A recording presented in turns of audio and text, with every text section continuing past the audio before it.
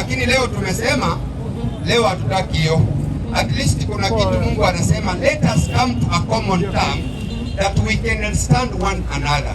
Sisi Waislamu tunao udhibitisho Uislamu ndani ya Biblia. So tukasema leo badala ya kubaruzana, tunaulizana maswali ya mitego. Tunaomba kama Ukristo ni dini ya Mungu na Wakristo wanajua katika njia sawa, kwa sababu Qur'ani na Biblia ni vitabu vya nani? Vya Mwenyezi Mungu. Tukaomba tu kama kuna Mkristo yoyote anaweza kutudhibitishia Ukristo ndani ya Qur'ani ili Ukristo uwe ni kweli, kama vile sisi tunavyothibitisha Uislamu ndani ya Biblia. Ni ukweli wadhibitisha, lakini kulingana na Biblia yenyewe mimi nasoma haijanikubarisha kuwa kwa dini kama hii. Kweli? Kabisa. Haijanikubarisha. Lakini tunaambiwa katika Isaya 1:18 kwa sababu hata tukilala hapa hatutapata jibu. Hatutapata kwa nini? Na venye najua hivyo umesema Mungu ni mmoja tu. Mungu ni wetu sisi wote. Hata tukikaa hapa na tukilala dhidi ya Wakristo na Waislamu, hakuna hata mmoja atasema ya kweli. Sisi Wakristo tumeshinda, Waislamu tumeshinda. Kulingana na ndugu zetu hapa, nasikia vile mnajibu hiyo maswali. Jizike kwa neno, ziweke ndani ya neno. Mimi naambianga Waislamu they are my good friends, na nakujanga huku kufanya biashara na wao. Ndio.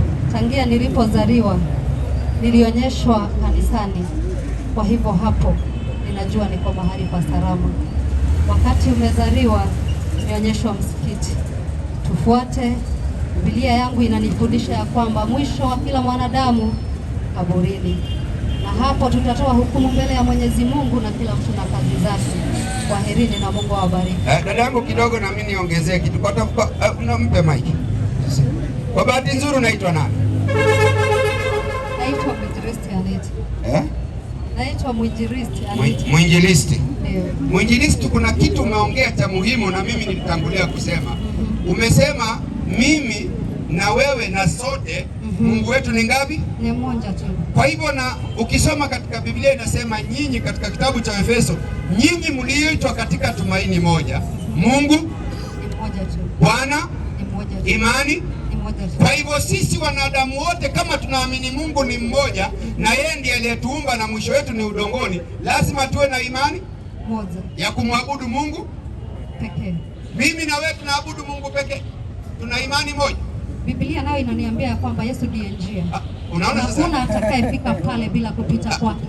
Kwa hivyo kulingana na imani yangu naamini ya kwamba unaona imani ni yako, sio ya Mungu. Imani iko bado kwa Biblia hii. Asante. Ni hiyo Biblia imesema ya kwamba ila kupitia kwake, Jesus is the way, the truth and the life. No one comes to the Father except through him. Asante. So you cannot dare me to go to the Father without Jesus. He's the way, the truth and the life. And the Bible continued to say, if you choose life, see today, I've called heaven and earth to be witnesses against you, that I have set before you life and death, blessings and curses. Choose life so that you and your children may live. So according to me, when I choose this life, which is Jesus Christ, I and my children will live. My sister, let me use just a strong word, but I see you are selfish. I'm not selfish. You are selfish because you are saying. I cannot be selfish in any way. I'm listening. Just listen to me. I'll give you time. I'll give you a humble time. Yeah. You are selfish because you are saying your own faith. Jesus, the Bible tells you. So you don't want other people to become Christians like you, so they may have eternity by knowing Jesus, the only way, truth, and life. And no one goes to the Father except the way of. Yeah, Jesus himself. Remember, Jesus said in Matthew, I did not come to destroy the Torah nor the prophets, but to fulfill. So Jesus came to fulfill the Torah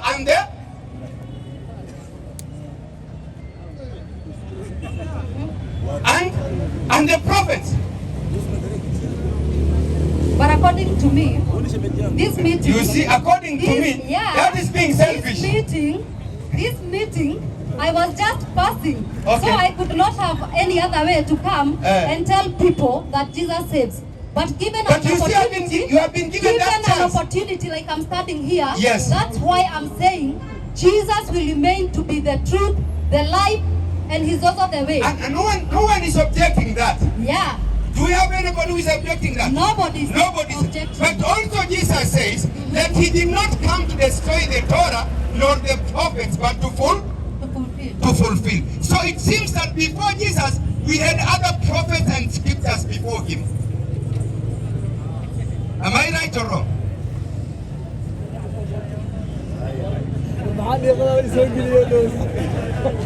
It's why we are saying we are so open. I don't. Okay, Evans.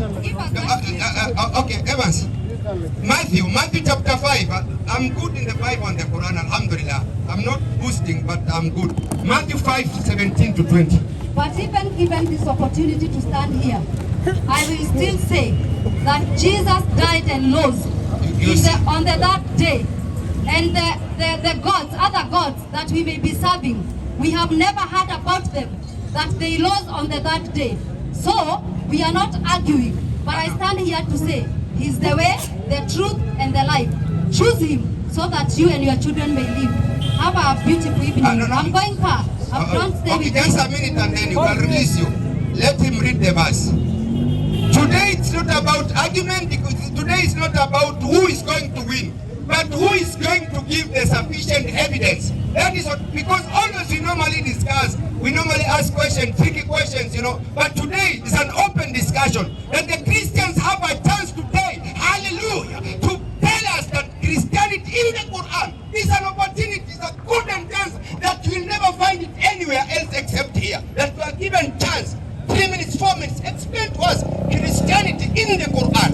As we prove and always argue and prove Islam in the Bible, well, what does it show you? Because, the prophets did not come to destroy one another, but to support and to fulfill. The same words are being found in the Quran. That Allah subhanahu wa ta'ala has revealed this Quran to confirm what was there before. And he revealed the Torah and the Gospel that it may be guidance to mankind. Hallelujah. It says, do not think that I came to destroy the law. Do not say that I came to destroy the law or the prophets. I did not come to destroy. I did not come to destroy, but to fulfill. Yes. For assuredly, I say to you, madam, till heaven. These are the words of Jesus. Till heaven and earth pass away, until earth and heaven pass away, one jot or one title will by no means pass from the law, except till all is fulfilled. Hallelujah. Zamani tulikuwa kwa Waislamu, sishangae. My dear sister,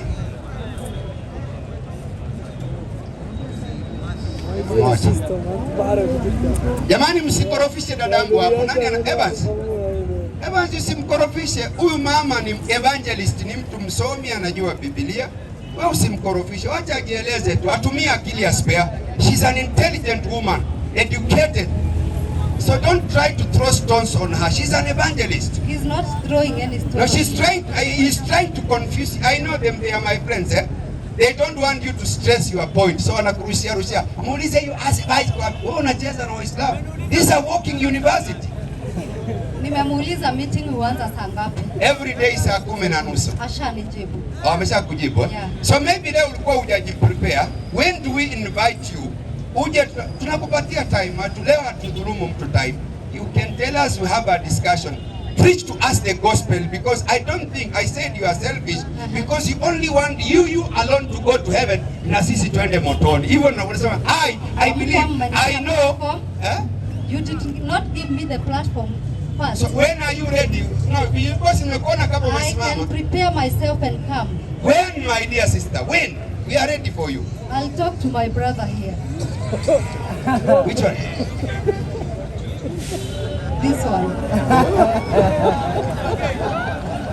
Umayy bin Khalaf. Ongea Kiswahili. Naongea nasema huyu, kuna mtu mmoja alikuwa rafiki ya mtume, alikuwa ami yake, alikuwa the uncle of the Prophet Muhammad, alikuwa anaitwa Umayy bin Khalaf. Ndio huyu. So sasa madam, mimi nataka tu ni promise, tunaanzanga saa 10:30. Chukua your humble time. Niambie, because I know Mungu anasema Wakristo wote sio sawa. Kuna watu wamesimama upright. Na akasema pia utaona walio karibu na urafiki na Waislamu ni wale walio. This is the only Quran, you will never find it anywhere. Hebu mpe 5:82 Qurani. Asikia dada yetu Qurani inavyowasifia Wakristo. Kinyume na kanisa na Biblia haiwasifii Waislamu. Lakini Qurani na sisi hatusomi kwa kupinda, tunasoma ilivyoandikwa. 5:82 Qurani. Mpe mic. Usikize dada yangu hiyo. Mimi nakupa hiyo ujumbe. Uone the most out of love of humanity, that we love all humanity because we are there. Mungu wetu ni Mungu wa watu. Enyi watu, maabuduni Mola wenu aliyekuumbeni, nyinyi na wale waliokuwa kabla yenu. Enyi watu, hakika mheshimuni Mwenyezi Mungu aliyekuumbeni kutoka nafsi moja ya Adam na nafsi moja ya mama yetu Hawa, na tukakufanyeni katika mataifa na makabila. Toma mwalimu wangu madamu aende. Anipe promise, tutamngoja na tutaandika kwa diary. It says, yes, verily you will find the strongest among men in enmity to the believers, yes, Muslims, the Jews, and those who are al-mushrikun. Yes. And you will find, yes, the nearest in love. The nearest in love to the believers, yes, Muslims, yes, those who say we are verily Christians. Continue. It says that is because amongst the Christians are priests like you and they are not proud. And they are not proud, they are not arrogant. Christians a true Christian is the one who is humble, respect each and everybody. Thank you for that word, that you love us. Yes. But you cannot love me more than Christ. Yeah. He loved me, he died for me, and on the third day, he rose again. He is elected. But that is the love Christ has for me. I know that is your belief. You know, that's your... we can have another time, because I'm going far. I release you, but when are you coming back? You can just give us an appointment. Today is 20th of January 2026. Lazima nizipange. Madam, I'm a family woman. And the primary ministry of every woman is a home. So I have to arrange. So you mean as because you are fathers, we are not responsible? We don't take care of our families. But and every day we are here. Me, I live according to the word that guides me. According? This is the Bible. So the word that guides who is the head of the family according to the Bible? I'm not saying I'm the head of the family. I'm not saying that. The primary ministry of every woman. Yes. Be it you are married or not, is your home. Is your home. That is the primary. Yeah. What about the secondary of the home? That's why I'm here. That's why I'm doing. Madam, umenichomoka lakini wacha nikuache wewe. Umenichomoka lakini God is kuchomoka hata kidogo. Kwa sababu for you to be a primary nyumbani najua. Yeah, giving me this opportunity, there is nothing I can say apart from Jesus is Lord. Yeah, He Jesus, saves. hallelujah. He saves. Hallelujah. The Bible says that the God of this world has blinded the mind of so many unbelievers that they may not know Christ, who is also the image of God. Do you know the meaning of that blindness? Many people here, you have said it, I was here, I was listening, that you cannot find a Muslim being drunkard. You know, that is true and that is a word from your word. But what the enemy do, he blinds the mind of so many people. Unapata hata karatasi ya sigara imeandikwa it is harmful to your health, itakuletea kansa, na still watu wanafanya nini? Wanavuta. Hata kwa Ukristiano ama Uislamu hivyo ndivyo kuko. Lakini hata wote wenye walimkataa mwishowe walimkubali. Mimi najua huyo tu ndiye alikufa na akafufuka kwa sababu yangu. Asante. May God bless you and do you good. Madam, finally my final word. Madam, My dear sister, ulisema evangelist nani? Jamani, mtu anikumbushe jina lake. Anita. Evangelist Anita. One thing I want to tell you for sure. Tell me, I'm here. If you go to heaven, ukifika mbinguni, utawakuta Waislamu wako peponi wanakunywa supu na Bwana Yesu. I want to tell you for free. And remember these words and let God amrishe malaika waandike. There is no a human being who is existing today or before who knows Jesus more than the Muslims. Nobody. Ngoja, listen to me. Nimekuacha umenyamaza. Umesema Jesus nimekuacha. Hakuna mwanadamu anayeishi na aliyekuwa kabla ya hapo anayemjua Yesu kushinda Muislamu. Hakuna. Hawa wengine zawadi hiyo 15 Mathayo mstari wa 7 na 8, siongezi kitu kingine. Kwa sababu sisi tunamjua alizaliwa vipi, alizaliwa na nani, kwa njia gani ya muujiza. Alikuja na njia ya utu. Ndiposa mimi ninapopitia alipitia na nitashinda kama vile alishinda. Asante. Mpe huyo sikize na uende, hata sikuongezi ingine. 15 Mathayo 7 na 8. Hiyo ndo message yangu. Hakuna. Waislamu ndo wapenzi wa Bwana Isa alayhi salatu wasalam, yani Yesu mwana. Na wallahi maneno haya yanadhibitisha. Wakristo wakifika mbinguni watawaona Waislamu na Yesu wanakunywa supu na hali wenyewe wamefungiwa nchi. Because ni maneno ya kusema tu alinikufia, alifanya, alafu nchi yetu kila siku wao ndo wanaiba pesa. 15:7 mwalimu. Inasemaje? Enyi wanafiki. Ni vyema alivyotabiri Isaya kwa habari zenu nyinyi wa Kristo. Akisema hivi, watu hawa wa Kristo uniheshimu kwa midomo, ila mioyo yao iko mbali na Bwana Yesu. Nao wanaabudu Bwana Yesu bure, wakifundisha mafundisho yaliyo maagizo ya wanadamu.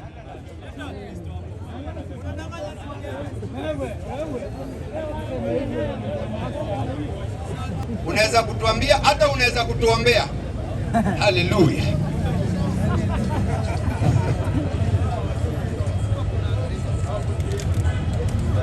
Jamani, mbona mnamconfuse evangelist Rita? Si wanaume. Unaona madam, umeshaona Waislamu sisi tunaambiwa mama zetu na dada zetu. Hebu nisikize ngoja kidogo. Jamani, mbona mnambukia huyu mama? Angekuwa ni Muislamu amesimama hapo, ungeona maximum respect ya Waislamu juu ya mama. Hawezi kukurushia maneno na hawezi kuinterject. Wananyamaza wakusikize, kwa sababu mama ndio society. Mama amebeba busara. Mama amepewa daraja na Bwana Mtume Muhammad sallallahu alaihi wasallam, daraja ya juu. Qur'ani ikapatia sura nzima ikaitwa ni sura ya kina mama. Hakuna sura ya wanaume, lakini kuna sura ya kina mama kuonesha heshima. Lakini hao Wakristo wanakurushia maneno. Hata wanirushia huko sibanduki niko. Hao Wakristo ni wabaya sana. Ni wazuri sana. Sio ndio wanakurushia maneno. Waislamu wanatulia. Hawajanirushia kwa ubaya. Umeona kwa nini unajua kwa nini wanakudharau? Wanakuona as a subhuman. Listen to me. Wanakuona kama wewe ni subhuman, kwa huna akili, wao ndio wana akili. Hapana, huyu amesema anataka kukaa hata yeye. Hakuna mtu ameniambia ya kwamba niondoke hapa ama sifai kusimama hapa. Kwa nini anakuambia na wewe huna akili? Ataniambia chochote hata. Na huyu mwingine alikuwa anakurushia maneno huyu. Huyu ni huyu mzee Muislamu amesema nimefanya vizuri kusimama hapa na ujasiri. Nani amesema? Huyu mzee huyu baba. Umeona anakusifia, lakini hao wengine hawakusifii. Wewe utakibiri. Leo mada imekuwa moto. Ukristo ndani ya Qur'ani umekosekana. Sisi tunataka kudhibitisha Uislamu ndani ya Waislamu. La ilaha inaonyesha vipi kuwa ya Uislamu, nguvu ya Uislamu, kwa sababu Uislamu ndio dini aliyotuchagulia Mungu. Zilizobaki ni karubandika. Waislamu takibiri. Waislamu takibiri. Wanasema hadi wao wanataka mic sasa kuzungumza yao. Kwa sababu wanakuona wewe ufai. Si kuniona sifai, mimi nimesema naondoka. Asante. Neno la mwisho. Neno la mwisho mimi nitasema tu ya kwamba huyu Yesu wetu yu hai, anaishi Ndio. milele na milele. Haleluya. Hata wale walimkataa mwishowe walikubali ya kwamba yeye ndiye Bwana. Sio kweli? Na wengine watakuja watapiga magoti na watakili ya kwamba Kristo ni Bwana. Ndio. Na tunasemanga ama Biblia inasema yeye tu ndiye aliyekufa na akafufuka kwa sababu ya dhambi zetu. Hiyo ni mambo ya maskani. Alijitoa na akaja na huu mwili wa mwanadamu. Ndio. Ndiposa yale wewe unapitia nikiwapitia najua alipitia na alishinda. Nionyeshe ni nani mwingine katika ulimwengu aliyekufa na akafufuka siku ya tatu kubeba dhambi zote za wanadamu. Lazaro. Nionyeshe. Kama hapo basi nitamfuata. Nikionyeshwa tu huyo mmoja alikufa na akafufuka, nitamfuata. Sina. Kwa hivyo na mimi nakwambia hivi, mimi nakupatia hadi leo na kufuata, unipeleke kanisani ukanibatize. Kwa hivyo unatuambia Yesu alikuja akakufa msalabani na siku ya tatu akafufuka kwa sababu ya nini? Ya dhambi zangu. Kwa sababu ya dhambi zangu. Hebu nikwambie dadangu, mimi naona hujafika miaka 50. Huenda ikawa naelekea hapo. Unaelekea hapo. Yesu aliishi dunia hii miaka ngapi iliyopita? 2000 years ago. Wewe ulikuwa umefanya dhambi gani ile ya kukufia na wewe ulikuwa hauko 2000? Kwa sababu vile unavyosoma Korani ndio nasoma Biblia, lakini naielewa na uwazi wake. Ni sawa. Mimi nauliza hivi. Biblia inasema watoto wasiuawe kwa ajili ya dhambi za baba zao, na wababa wasiuawe kwa ajili ya dhambi za watoto wao. Kila mmoja afe kwa ajili ya dhambi zake. Yohana 8:21 Yesu akamwambia, mtanitafuta wala hamtonipata, nanyi mtakufa katika watu gani hao? Mpe huyo Yohana 8:21. Hajaisikia hiyo, ni mpya. Sasa yeye alifanya dhambi gani? A beautiful innocent lady, an evangelist. She was not yet born 2000 years. Ni dhambi gani alikuwa ametenda? Kwani huyo Mungu anavutanga shisha? Kwa sababu gani Mungu amuue mtu? Wewe hujazaliwa miaka 2000, unakuja mwaka 2050 unatuambia Yesu alikufia. Wewe ulikuwa umetenda dhambi gani?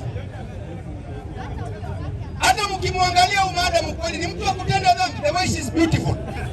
Wewe ni mtu wa kutenda dhambi. Sasa dhambi gani? La ilaha Muhammadu. Sasa huyu Yesu alimkufia mwenyewe, hata akiwekwa kwa mizani hana dhambi. Dhambi gani Yesu alikufia yake? Miaka 50. Yesu alikuweko miaka 2000. Mwalimu wangu Yohana 8:21. Inasema mwalimu. Inasemaje? Basi akawaambia tena. Yesu akawaambia tena, mimi naondoka. Mimi naondoka. Nanyi mtanitafuta. Nanyi mtanitafuta. Nanyi mtakufa katika dhambi yenu. Mimi niendako. Mpe. Sasa mwalimu, hapa tuko na walimu wengine. Ndio shida. Evans, wewe umekuwa ni mtu mungwana, unanisumbulia dada yangu, unanisumbulia mama yangu, unanisumbulia shangazi yangu. Kwani nyinyi mkinyamaza? Usiende. Si ati tunaongea ni mimi mwalimu. Mimi naweza hadi kuongelesha. Basi mama hapo. Mimi nakuamini. Sawa. Mwalimu, soma tena. Soma tena. Wewe semeji Boni, nani Stefano? Mwache dada yangu huyu. She's intelligent woman. Huyu ni mtu ako na degree, hata certificate ya standard 4 huna. Na unapiga kelele kama punda, sauti ambayo inachukiza. Why can't you just be humble? Nitakupa mic dakika yako 3. Basi nyamaza Boni. Nyamaza. Nyamaza. Mwache dada yangu asikize andiko, apewe mic. Toka hapa, toka. Usamta kipi? Toka hapa. Basi akawaambia tena. Ndio. Mimi naondoka. Mimi naondoka. Nanyi mtanitafuta. Nanyi mtanitafuta. Nanyi mtakufa katika dhambi yenu. Mimi niendako. Ninyi hamwezi kuja. Mpe. Hajaona hilo. Waislamu, la ilaha. Akawaambia, ninyi ni wa chini. Ndio. Mimi ni wa juu. Ninyi ni wa ulimwengu. Mimi si wa ulimwengu huu. Kwa hivyo naliwaambieni ya kwamba mtakufa katika dhambi zenu, kwa sababu msiposadiki mimi ndiye. Kwa sababu msiposadiki ya kuwa yu nani wewe, ya kuwa mimi ndiye, mtakufa katika dhambi zenu. Basi wakamwambia, msiposadiki, hapo tumesoma. Basi wakamwambia, ndio, u nani wewe? Yesu akawaambia, sasa neno lilo hilo ninalowaambia. Amerudia mara ngapi? Mara ngapi? Evangelist, tusiposadiki. Ndio. Akarudia mara ngapi? Ndio, akarudia mara ngapi? Vizuri tuadaraini hiyo. Neno kusadiki, msipokubali au kuamini kuwa yeye ndiye, mtakufa kwa dhambi zetu. Akasema mimi nilipo nyinyi hamwezi.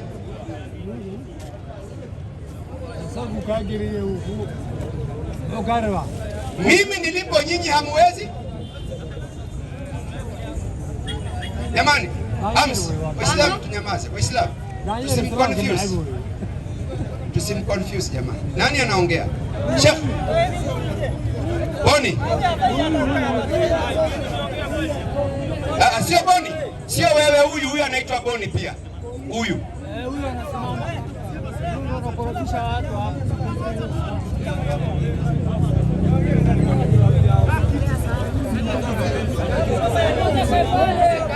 sema hivi, utakufa. Siwezi nikakili hivyo kwa sababu tumeshika ile kidogo. Mbona usemi tusipomwamini yeye ndio tutakufa kwa dhambi zetu? Amesema. Na ukasema hapo mwanzo, nirudie, umesema huyu Yesu wetu miaka 2000 unaweza soma alafu nimezaliwa, umesema hivyo. Ndio. Huyu Mungu unayemwabudu hiyo miaka amekuwa yote, wewe umekuwa? Mimi sikukua. Ndio maana sina dhambi ya mtu yoyote. Sasa una dhambi ya mtu yoyote. Kama ni dhambi ni mimi mwenyewe nimetenda, lakini ya mtu mwingine sina. Aminini muokolewe. Asante. Lakini aminini muokolewe. Tutakufa katika. Ni lazima uamini Yesu Kristo. Mimi najua ni lazima. Kwani lazima? Dadangu. Na tukasema hapo mwanzo ya kwamba dadangu, tulisema ya kwamba ni ukweli unabishana. Si bishani. Huyu anayeongea hapo ni nani? Ni Biblia imesema. Nani maneno yake? Ni maneno ya Yesu. Anasema mimi nawaambia hakika mtakufa kwa dhambi zetu. Na mimi niendako hamwezi. Na msiposadiki mtakufa kwa dhambi zetu. Kwa dhambi zenu. Anaambia nani? Anaambia mimi na wewe. Kuwa tutakufa katika. Tusipomwamini. Tumwamini kama tutakufa kwa dhambi. Ndio, tumwamini kiaje? Akasema na uzima wa milele. Na uzima wa milele ndo huu, wakujue wewe Mungu wa kweli wa pekee na Yesu Kristo. Kwa hivyo tuamini Yesu ametumwa na nani?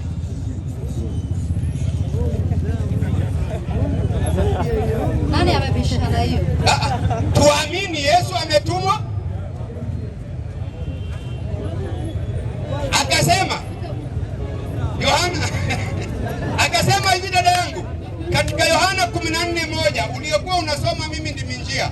Akasema mnamwamini Mungu, niaminini mimi, kwa maana nyumbani mwa Baba yangu mna makao. Isingekuwa hivyo nawaambia naenda kuandalia. Kwa hivyo tumwamini Mungu ambaye ni wa kweli na pekee. Kama nani? Kuandaa, anaandaa kama nani? Anaandaa kama nani? Kama mchungaji. Mchungaji wa dini gani hiyo? Wa Uislamu. Andiko. Andiko. Wewe unalo andiko, ni mchungaji wa Kristo. Kama unayo, mimi hapa nakuachia Uislamu na fuatana na wewe. Na kusema vile nilianza. Ngoja kidogo. Ili niweze kuondoka hapa. Nitatamatisha tu, ngoja tu kidogo. Nakulipia nauli. Hapana, sitaki nauli. Asante, na sio kukuhonga. Ninasema hivi. Nataka kusema hivi. Acha tu niondoke na nirudi tu pale nilianzia. Ndio. Nikasema ya kwamba Mungu anasema ameita mbingu na nchi. Deuteronomy 30:19. Ndio. Na zikawe mashahidi. Ndio. Ya kwamba ameweka mbele yetu uhai na mauti, laana na baraka. Na kwa sababu Mungu anatujua vyema. Ndio. Anasema chagua uhai. Baraka ni ngoja. Una kitu unapoteza. Baraka ni pale mtakaposikiza maneno. Maneno. Ili anasema uchague uhai na umauti. Ili wewe ukaweze kuishi pamoja na kizazi chako. Ndio. Nasema nini? This life according to the Bible is Jesus Christ himself. The Bible says kama vile tulianzia, he is the way, the truth and the life. Yes. And I want to conclude by saying, if you are here and you have not given your life to Jesus, kuokoka hakuna sarakasi. Kuokoka ni kuamini, hakuna sarakasi. Ni kuamini tu kwa moyo wako ya kwamba Kristo alikufa na akakufufuka. Na kukiri tu na kinywa chako ya kwamba Yesu ni Bwana, na hivyo unaweza kuokolewa. Nataka kusema nini pia nikimalizia? Hata wale wakale tunasoma sisi katika Biblia walimkataa na wakasema hayuko.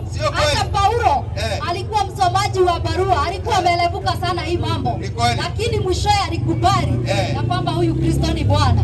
Anasema ya kwamba sikuokolewa kwa matendo yangu ama kazi zangu, niliokolewa kupitia hii neema. Kwa sababu neema inayoleta wokovu imefikia kila mmoja wetu. Na hii Biblia inasema ya kwamba inatusaidia kusema hapana kwa mambo yote yasiyo ya uungu. Usije mkadanganyika. Kupitia hii neema ndio mnaweza sema hapana kwa mambo yote yasiyo ya uungu. Huwezi jitahidi eti ndio usifanye dhambi, lakini kupitia neema unaweza sema hapana kwa uovu wote na uishi na utakatifu. Na Kristo analijia kanisa lake na analijia kanisa lisilo na mawaa. Na mimi nakuachia hii. Asante. Mimi nakuachia hii. Kwa maana na uzima wa milele ndo huu, wakujue wewe Mungu wa kweli wa pekee na Yesu Kristo jamani. Ukimjua Mungu ni wa pekee na Yesu ametumwa, unapata uzima wa milele. Hapo hakuna kufa, hapo hakuna kusulubiwa, hapo hakuna kubeba dhambi. Inna lillahi. Lakini dada yetu ni mhubiri, mashaallah, tumesikiza, lakini ameenda na